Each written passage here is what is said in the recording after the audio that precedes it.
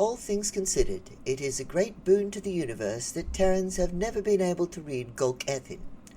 Otherwise, when bright-eyed and enthusiastic future engineers of all flavors entered the decorative gates, they'd have read Zoq'in University, training the terrifying Terran technologists of tomorrow.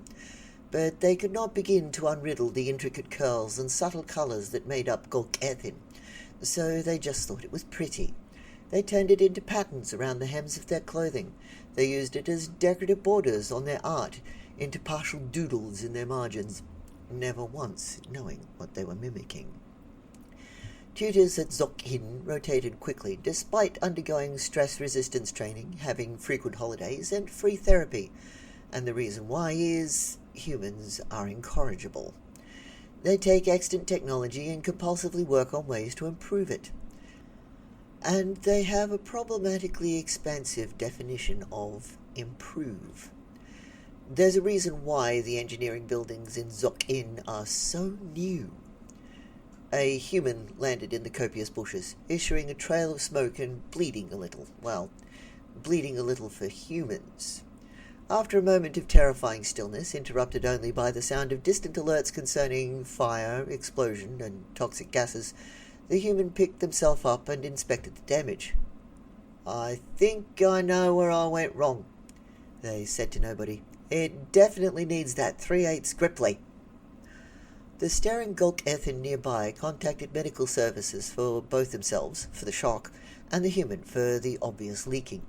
"Human," one called, "please remain where you are. We have called intervention on your behalf." "Oh, wow, that's nice of you," the human laughed. They extracted themselves out of the shrubbery. "Now, yeah, I might have a bit of concussion." They checked their wrist chronometer. "Or it's because I haven't eaten since 6 p.m. yesterday. One of the two. Are those human edible?" Another Zoq'in, who knew a bit more about humans and their omnivorousness, slid some of their leftovers towards the gently smoking mammal. "These should not cause upset, human. You are aware that your clothing is on fire?" "Oh, yeah, that. Right." They applied their tongue to both palms and began smothering the cinders. "On the plus side, all those blast shields work!" News would arrive, via the crowding medtechs, that yet another energy and propulsion lab had exploded. Again. Which was a reason for the blast shields, and why pretty much all of the walls, where human engineering takes place, are friable to the pressure of, say, a human bursting through them at non-natural speeds. But everyone agrees, teaching these homicidally/suicidally enthusiastic mammals is so much better than letting them roam around wild. End scene. A merry time zone to you, and thank you for watching this presentation. I'm the Internatter, sometimes known as CM Weller on the professional writing circuit. Wish I could get there, to be honest.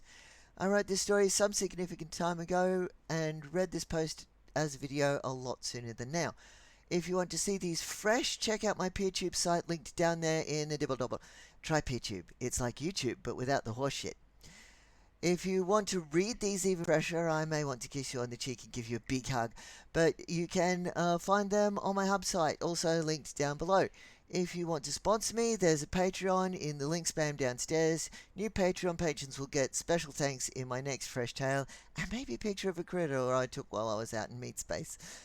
Once again, thanks to my special sponsor list on screen, or it might be over there, I don't know yet. And thanks to you for watching so far. Big kiss to you. Mwah!